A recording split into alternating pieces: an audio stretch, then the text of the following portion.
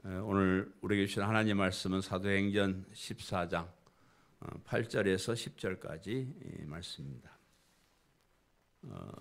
사도행전 14장 8절에서 10절 말씀 봉독해 드리겠습니다. 루스드라에 발을 쓰지 못하는 한 사람이 앉아 있는데 나면서 걷지 못하게 되어 걸어본 적이 없는 자라. 바울이 말하는 것을 듣거늘 바울이 주목하여 구원받을 만한 믿음이 그에게 있는 것을 보고 큰 소리로 이르되 내 발로 바로 일어서라 하니 그 사람이 일어나 걷는지라. 아멘.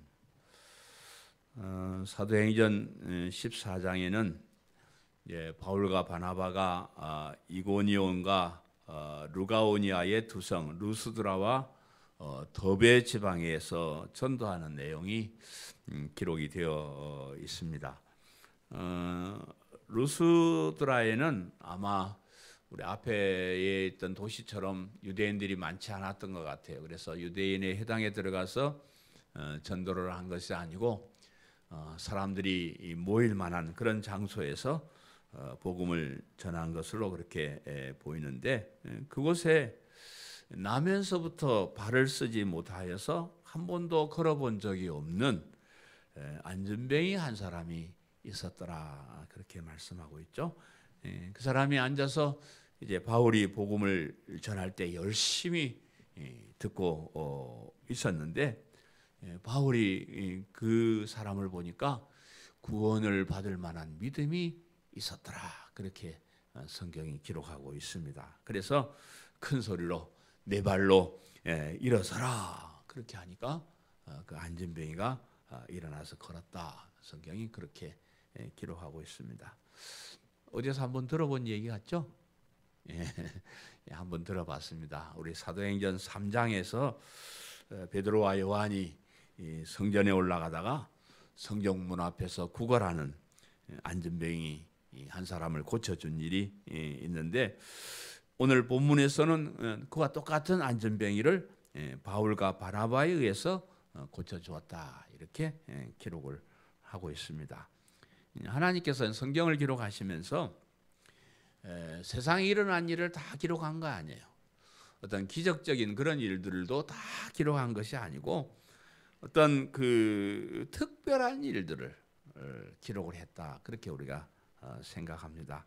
그래서 베드로나 바울 사도를 통해서 많은 표적들을 사실 행했어요. 많은 사람들을 고치고 많은 일들을 했는데, 그 중에서 우리가 특별히 교훈을 받을 만한 그런 사건들만 성경에 기록을 해 주셨습니다.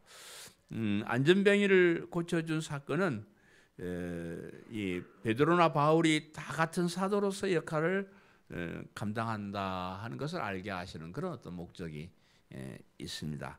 또 베드로 사도나 바울 사도가 전하는 복음이 동일하다 하는 것도 증명을 해주는 그런 표적이라고 볼 수가 있고요.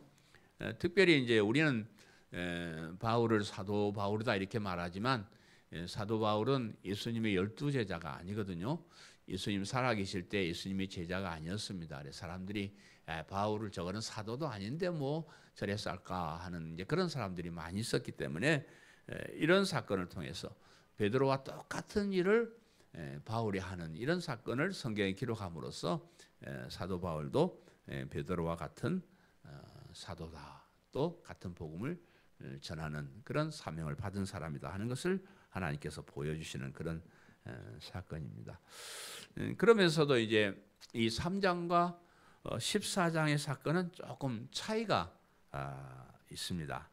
똑같은 사건을 뭐 중복해서 기록하지 않기 때문에 이제 차이가 있기는 하겠지만, 그러나 이제 서로 공통점과 차이점들을 살펴보면은 어떤 아주 중요한 것은 똑같이 반복해서 중요하지 않는 것들은 여러 가지 상황으로 나타난다 하는 것을 우리가 생각을 할 수가 있습니다. 그래서 오늘 본문 말씀을 중심으로 안전병이를 고쳐준 사건의 서로 같은 공통점과 또 서로 다른 차이점을 살펴보고 그 의미를 생각해 보려고 합니다. 특별히 구원받을 만한 믿음이 있는 것을 봤다 이랬는데 그 구원받을 만한 믿음이 무엇인가 하는 것도 오늘 생각을 해보려고 합니다. 루스드라에 발을 쓰지 못하는 한 사람이 앉아 있는데 그랬죠. 8절 말씀에 루스드라에 발을 쓰지 못하는 한 사람이 앉아 있는데 나면서 걷지 못하게 되어 걸어본 적이 없는 자라 이렇게 말씀하고 있습니다. 예루살렘 성전 문 앞에 앉아 있던 안전뱅이와 루스드라에 앉아 있던 안전뱅이의 공통점이 있는데 이 두 사람이 다 태어날 때부터 발을 쓰지 못하는 사람이라 이렇게 말합니다. 한 번도 걸어본 적이 없는 사람이다. 이렇게 공통점을 얘기를 하고 있습니다. 그래서 물론 이 말씀은 그들이 다 확실히 발을 쓰지 못한다는 사실을 강조하는 그런 의미일 수도 있습니다. 어쩌다가 뭐 발을 다쳐서 조금 발을 못 쓰고 있는 그런 사람이 아니라는 것이고요.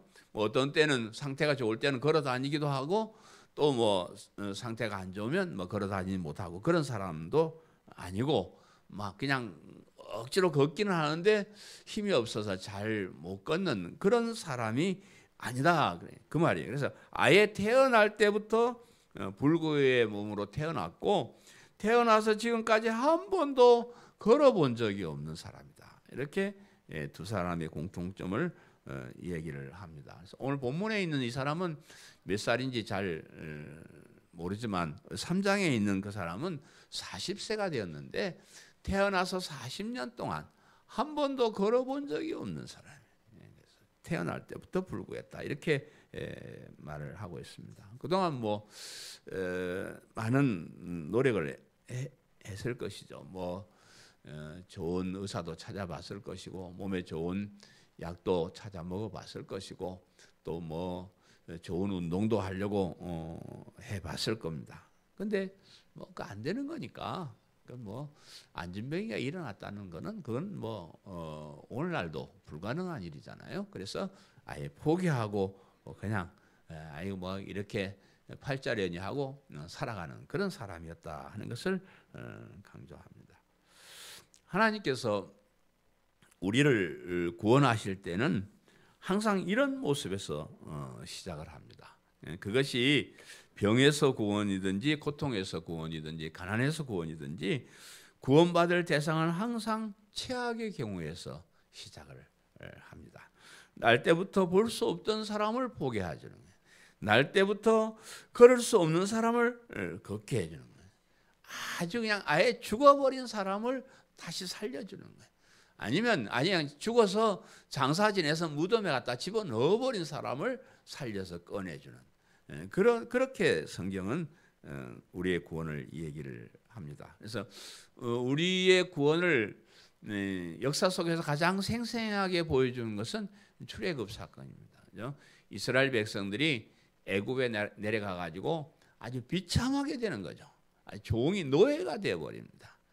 뭐 자유라는 것은 조금도 없고, 심지어는 남자 아이를 낳으면 키우지 못하고 강물에 갖다 버려야 되는 그러한 정도로 비참한 삶을 살고 있던 그런 사람들.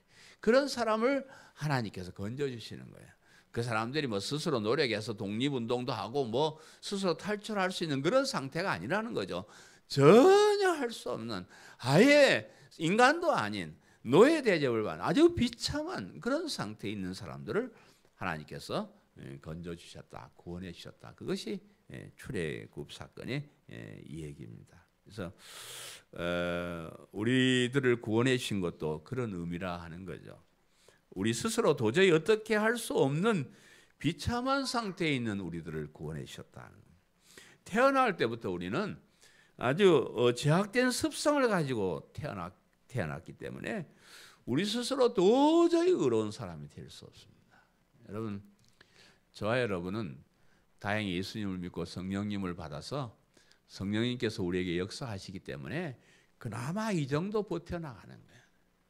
그렇지 않고 성령님의 도우심이 없이 자기 마음대로 사는 세상 사람들 한번 만나보세요. 제가 한 30년 가까이 목회를 하다가 세상에 나가 보니까요, 참 험합니다. 여러분 참 용하시오. 사람들 하는 말마다 거짓말이고, 조금 안 좋으면 원수가 되고, 조금 기분 나쁘면 치고받고 싸우고 세상 살아가는 게 그런 겁니다. 그래서 우리 인간 스스로는 도저히 내가 의로운 사람이 될 수 없는 그런 상태, 아주 포기한 상태, 최악의 상태, 그런 사람들을 우리를 하나님께서 구원해 주셨다. 이렇게 지금 생각을 할 수 있는 그런 말씀이죠. 인류는 이 죽음의 문제에 대해서 많은 연구를 해왔습니다. 병들지 않고 건강하게 사는 법이나 죽지 않고 영원히 사는 법을 무수한 사람들이 연구를 오랫동안 했습니다. 근데 영원히 산다는 것은 불가능하다 이렇게 결론을 내린 것 같아요. 사람들이. 요즘은 뭐 영원히 산다 이런 연구는 안 하고요. 어떤 연구하냐면 120년 동안 건강하게 사는 법. 요즘 조금 좀 늘었더라고요. 한 150년까지는 봐주더라고요. 근데 한 150년 정도는 어떻게 건강하게 사는 것을 연구해서 뭐 운동도 하고 좋은 거 먹고 막 그렇게 해서 한다고 하지만 뭐 영원한 생명 이런 거는 이제 포기한 상태. 그런 거 연구하는 사람 없습니다. 그래서 영원한 생명 이런 거 뭐 그냥 되지도 않는 거 우리가 구하지 말고 그냥 뭐 어차피 죽고 나면 그만이니까 이 땅에서 좀 잘 먹고 잘 살아보자. 이런 식의 연구만 늘어가는 것이 오늘날 세상입니다. 그래서 이런 절망에서 전혀 가능성이 없는 그런 상태에서 하나님이 우리를 구원해서 영원한 생명을 주신 것. 그것이 하나님이 우리를 구원해 주신 구원이다.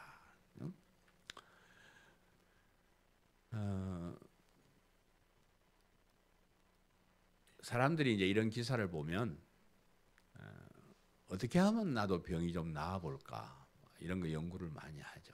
그래서 뭐 기도를 해야 된다, 믿음이 있어야 된다, 뭐 여러 가지 얘기를 많이 하는데 또 뭐 예수님이 어떻게 또 사도들이 어떻게 해서 병을 나았나 해가지고 연구를 해보고 뭐 그리 하는데 근데 하나님께서 보면 사람들이 따라할까봐 그 방법을 따로 이렇게 해놨어요. 다르게 해놨습니다.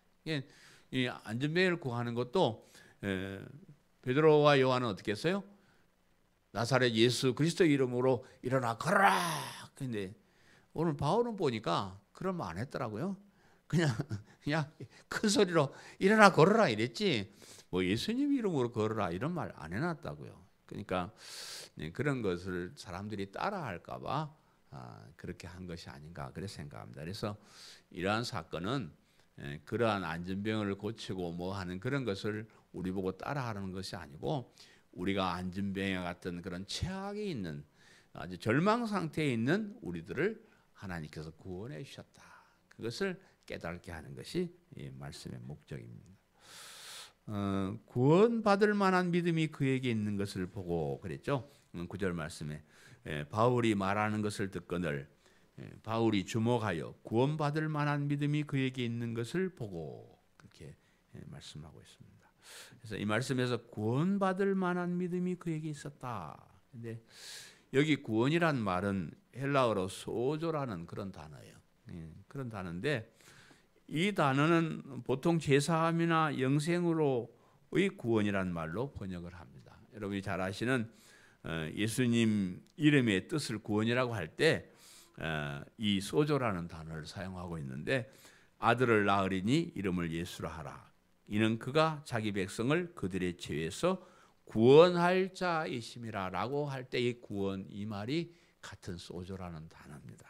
그래서 그런데 이제 그러면서도 이 소조라는 단어 속에 병을 고치다라는 뜻도 사실 들어 있습니다. 그래서 이것을 영생으로서의 구원인지 병에서의 구원인지 이것은 이제 조금씩 다르게 해석을 할 수 있는 그런 말입니다. 그래서 오늘 이 병을 고친 그 사람에게 병을 고칠 만한 믿음이 있음을 보았다 이렇게 말할 수도 있습니다. 그래서 영어 성경에서는 치유하다, 낫게 하다라는 뜻을 가진 heal이라는 단어로 번역을 합니다.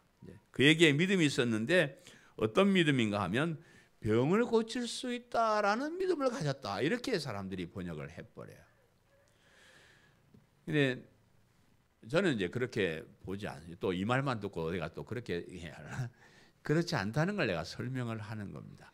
그렇게 번역할 수도 있는 단어지만 우리는 병을 고칠 만한 믿음이라고 번역을 하지 않는다 그 말이에요. 왜냐하면 여기서 구원을 받을 만한 믿음이 무엇인지를 잘 살펴봐야 되는데 사도 바울이 안전뱅이에서 보았던 믿음이라는 것은 어떤 믿음을 보았을까? 병을 고칠 수 있다는 그런 믿음을 그에게서 봤을까? 아니면 예수님의 복음을 듣고 죄에서 죽음에서 구원받을 수 있다는 그런 믿음을 본 것일까?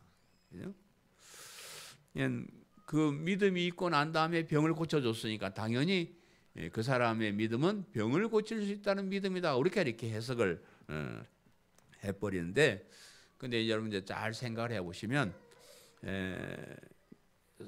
이 사람이 어떨 때 믿음이 생겼냐 그러면 사도 바울이 설교를 할 때 그 설교를 듣고 믿음이 생긴 거예요. 그죠? 그렇잖아요? 잘 모르겠어요? 뭔 말인지 잘 모르겠어요? 지금 이 안전뱅이가 어떨 때 믿음이 생겼냐 그러면 바울이 설교했을 때 그 설교를 듣고 믿음이 생겼는데 바울이 걔를 보니까 죄송합니다. 그 사람을 보니까 구원받을 만한 믿음이 생겼더라. 이렇게 이제 표현을 하는데 사도 바울이 뭔 설교를 했을까요? 우리 지금 사도 바울 설교를 한 편을 쫙 지난번에 들었잖아요. 사도 바울이 뭔 설교합니까? 여러분 예수 믿으면 병 낫습니다. 이런 설교 한 적이 있습니까? 없습니까? 한 번도 없습니다. 사도 바울의 설교는 항상 똑같아요. 예수 그리스도의 이름을 힘입어 제사함을 얻는 것이니라. 예수 그리스도의 이름을 믿음으로 의로운 사람으로 인정받는 것이니라. 예수님 믿음으로 영원한 생명을 얻는다. 이런 설교만 했지 뭐 예수님 믿으면 병 낫는다. 이런 설교는 한 번도 한 적이 없어요. 그럼 바울 사도가 한 번도 설교하지도 않는 그런 믿음이 그 사람에게 생겼을까? 그렇지 않다고 보는 거죠. 그래서 바울이 그 사람을 보고 알아냈던 그 믿음은 뭐냐 그러면 예수 그리스도를 믿는 믿음으로 의로운 사람이 되고 영원한 생명을 얻게 된다는 그 믿음을 그가 가졌고 또 그 믿음을 바울이 보았다. 이렇게 생각을 할 수가 있습니다. 그래서 이런 기적이 일어나는 목적은 예수님이 그리스도가 되시고 구주가 되신다는 걸 보여주시기 위한 거예요. 병 자체가 목적이 아닙니다. 그러니까 이 사람이 설교를 듣고 예수님이 나의 구주구나. 예수님 믿으면 나도 죄사함을 받고 영원한 생명을 얻겠구나 라고 했을 때 하나님께서 그 믿음에 인을 쳐주는 게 뭐냐 그러면 병을 낫게 기적을 보여줘 버려요. 그래 예수님 확실하구나. 내가 믿는 구원이 확실하구나. 이것을 보여주는 사건을 성경에서 표적이라 이렇게 말을 합니다.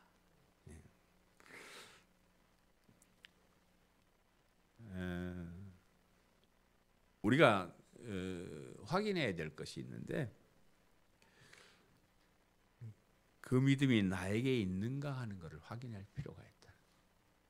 나에게 믿음이 있는가? 그것이 하나님께서 나에게 은혜로 주신 믿음인가를 우리가 스스로 확인을 해야 됩니다. 많은 사람들이 하나님께서 선물로 주신 그 믿음이 아닌 것을 가지고 믿음이라고 착각을 하는 사람들이 많이 있기 때문에 그렇습니다. 어떤 사람은 자기 자신이 가진 신념을 가지고 믿음이라고 이렇게 생각하는 사람도 있고요.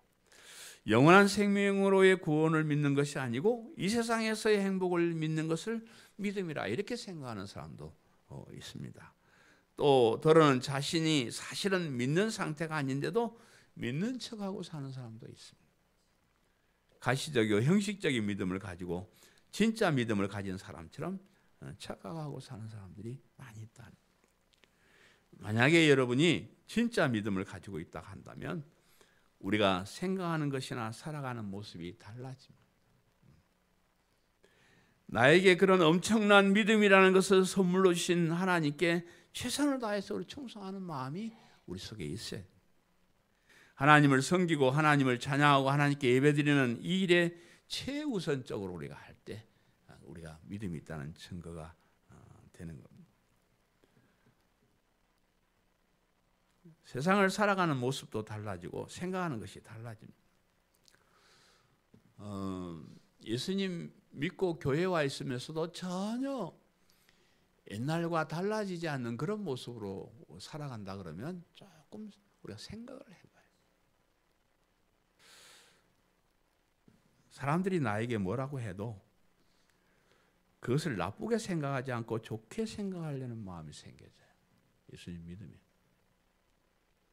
예수님 안 믿고 성령님 내게 없으면 누가 나한테 뭐라면 아, 이 자식이 말이야 나한테 그런 말을 해 짜증내고 그러지만 우리가 예수님 믿고 성령이 충만해지면 누가 나에게 뭐라고 하든 아이고 뭐 그러셔요. 뭐 난 그보다 더 나쁜 놈이에요. 사람들이 나보고 나쁘다 하는 것보다 사실은 내 자신이 더 나쁜 놈이요. 사람들이 내 나쁜 거 다 몰라서 그 정도만 말하는 거죠. 내 속에 들어있는 거 다 알면요. 내가 3박 4일을 욕을 먹고도 더 쌀 그런 사람이 내 자신이라는 걸 알게 돼요. 그래서 누가 나보고 못됐다 그래서 예 죄송합니다. 제가 원래 못됐습니다. 야 이 사기꾼아. 예 제가 원래 사기를 많이 치고 삽니다. 이런 마음이 우리 속에 생겨질 때 믿음이 있다는 증거가 누가 나에게 뭘 좀 주지 않아도 섭섭하지 않습니다. 왜요? 우리는 하나님께 너무 큰 은혜를 받았기 때문에.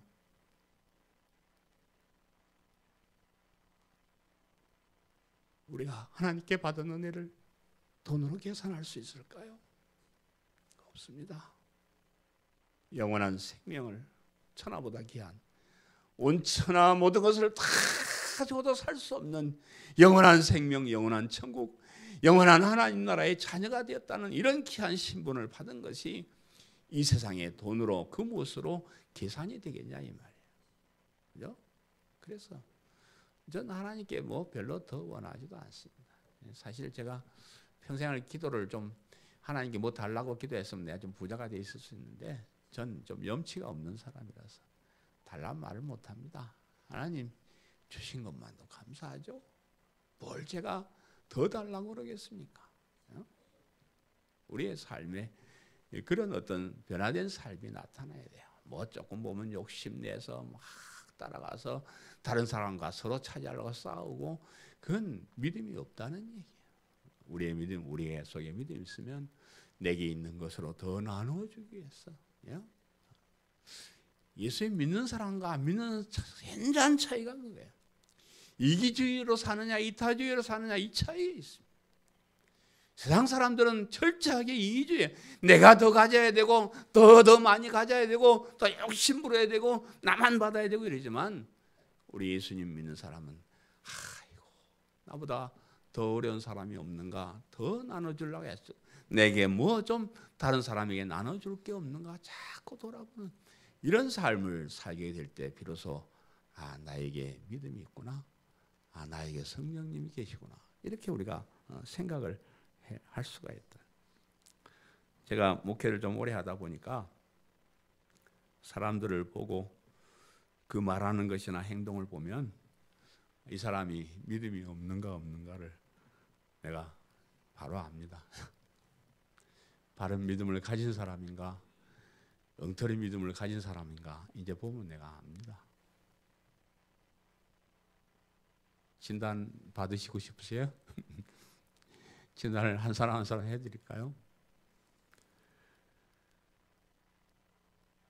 문제는 제 개인적인 생각이 그렇다는 거예요. 제 주관이 다 옳은 건 아니잖아요. 제가 생각할 때는 저 사람이 신앙이 없는 것 같은데 있을 수 있다는 거죠. 내가 겉으로 보기에는 아, 저 사람 참 신앙 좋은 사람이다라고 할 수 있는데 실제로 가보면 신앙이 안 좋을 수도 있다. 그럼 우리 하나님은 은혜를 베푸시는 분이기 때문에 뭐 자격 있는 사람 골라서 교회에 앉혀놓고 그런 분은 아니거든요. 그래서 우리 하나님 너무나 은혜로우신 분이기 때문에 제가 여러분을 평가할 수가 없습니다. 때로는 좀 못난 사람이라도 때로는 성도노릇을 좀 못한다 할지라도 하나님은 그 사람을 더 사랑할 수도 있기 때문에 제가 그렇게 말하지 못합니다. 또 어떤 사람들은 마음속에는 뜨거운 믿음이 있어도 여러 가지 삶의 어려움 때문에, 여러 가지 제약 때문에 그 믿음을 표현하지 못하고 사는 사람도 많이 있기 때문에 제가 여러분, 당신은 믿음 있는 사람이야, 당신은 알고기야, 당신은 가라지야, 이렇게 말을 할 수가 없습니다. 말해서도 안 되고요. 다만 여러분 자신이 스스로를 살펴야 됩니다. 정말로 내 자신 속에 그 믿음이 있는가? 하나님께서 주신 그 위대한 믿음을 내가 가지고 있는가? 여러분 스스로를 점검을 해야 돼요. 왜냐 그러면 하나님께서 여러분을 심판하실 때 심판의 기준이 그거예요. 구원받을 만한 믿음이 이 사람 속에 있는가 없는가, 그거 보시는 거예요. 나는 여러분을 평가하지 못해서 여러분 구원받을 만한 있다고 생각하지만 하나님께서 여러분을 대할 때 정말로 우리 속에 구원받을 만한 믿음이 있는가 없는가 그렇게 확정하시, 그것이 문제가 되는 거예요. 그걸 누가 말해 주겠어요? 누가 말할 수 있겠습니까? 아무도 말할 수 없습니다. 여러분 자신이 가슴을 움켜잡고 하나님 앞에서 내가 믿음 있는가를 살펴봐야 됩니다. 내가 뭔 생각을 하고 사는가? 내가 어떤 모습으로 이 땅을 살아가고 있는가? 내가 하나님께 대해서 어떻게 충성하고 있는가? 이런 자신을 점검하고 살펴보면서 내 스스로 내 속에 그 위대한 믿음이 있는가를 검진을 하셔야 돼요. 교회 수십 년 수백 년 다녀 소용없습니다. 구원받을 만한 믿음이 우리 속에 없으면 교회 다는 거 다 헛일입니다. 괜히 쓸데없니다. 그래서 여러분 구원받을 만한 믿음이 정말로 나에게 있는가를 점검해 보시기를 바랍니다. 내가 이 세상에 무엇보다도 더 하나님 나라를 사랑하는가, 교회를 사랑하는가, 그것을 점검해 보면서 사시기를 바랍니다. 그 사람이 일어나 걷는지라 그래요. 10절 말씀에 큰 소리로 이르되 내 발로 바로 일어서라 하니 그 사람이 일어나 걷는지라. 태어나서 지금까지 한 번도 걸어본 적이 없는 사람이 일어나 걸으라고 한다 그러면 쉽게 일어설 수 있을까요? 어때요? 쉽게 일어설 수 있을까요? 못할 것 같아요. 왜냐 그러면 뭐 어떤 사람이 지나가다가 당신 일어나 걸어라 그런다고 일어나 걸어지겠어요? 아유, 나 40년 동안 이러고 앉아 있었는데 한 번도 내가 일어나 본 적이 없는 사람인데 당신 말 듣고 내가 어떻게 일어설 수 있단 말입니까? 난 못합니다. 일어서다가 팩 꼬꾸라져서 다치면 어쩌려고 그래요? 난 못 일어섭니다. 이럴 수 있는데, 그런데 이 사람은 의심 없이 바울이 명령했을 때 그대로 그냥 일어서 버렸다는 거예요. 그것이 믿음. 여러분, 우리가 믿음으로 가야 할 영원한 생명의 길은 우리가 한 번도 가보지 않는 길이에요. 이 세상에 사는 사람들 중에는 한 번도 가본 적이 없는 그런 길입니다. 그 영원한 생명의 길을 의심 없이 받아들이는 것이 우리의 믿음이다.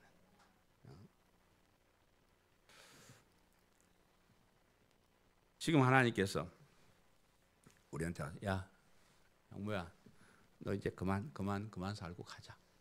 네, 하나님 나라로 영원한 천국으로 가자. 그러면 예스 하고 따라가는 것입니다. 예 하고 따라가는 거예요. 세상에 좋아하던 모든 것 다 버리고 하나님을 따를 수 있는 그 믿음이 있어요. 여러분 막 평소에는 신앙생활 잘하는 것 같다가 하나님이 너 이제 그만 살고 와 그러면 아이고 안 됩니다. 좀 더 요즘 무슨 노래가 있더만 안 된다고 어쩌라 뭐 했었더만 아이 가자면 가는 거지 왜 안 간다고 그래? 믿음이 없으면 못 가는 거예요. 권사님들 장로님들 아이 이제 그만 살라고 병 줘서 아프게 하면 아이 좀 빨리 덜 아프게 빨리 가게 해주세요. 그렇게 기도해야 되는데 이거 나 안 갑니다. 좀 살게 해주세요. 이래가지고 막 발버둥을 치고 난리를 치고 나중에 죽을 때 이제 믿음 있는가 없는가를 알게 돼요.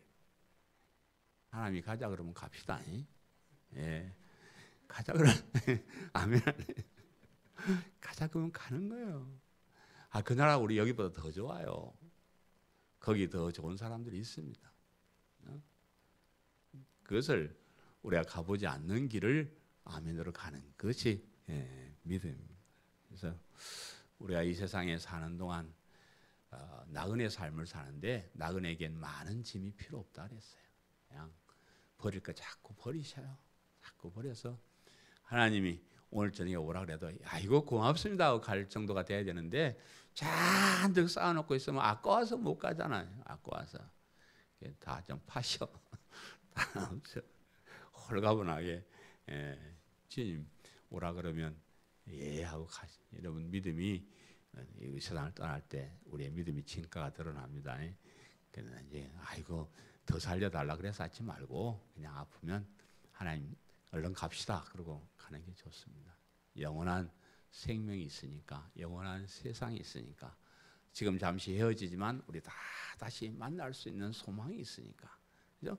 그런 것을 우리가 믿음이라 이렇게 말을 합니다. 그래서 이런 사건을 통해서 우리에게 보여준 것은 그런 어떤 믿음의 중요성, 나에게 믿음이 있는가 점검하고 사는 것, 그것이 중요한 것을 보여주시는 겁니다. 사랑하는 성도 여러분, 우리는 날 때부터 안전뱅이로 태어난 사람처럼 소망이라고는 전혀 없는 사람들, 그저 멸망길로 달려갈 수밖에 없는 그런 사람들이었는데, 그런 소망이 없는 우리에게 영원한 생명, 영원한 하나님 나라의 소망을 주셨습니다. 죄에서 사망에서 구원을 받을 수 있는 그런 믿음을 저에게 선물로 주셨습니다. 그 구원받을 만한 믿음이 나에게 있는가를 점검하면서 사시기를 바랍니다. 그 믿음을 위해서 최선을 다하는 그런 성도님들 되시기를 축원합니다. 아멘. 이 시간에는 성찬 예식을 거행하도록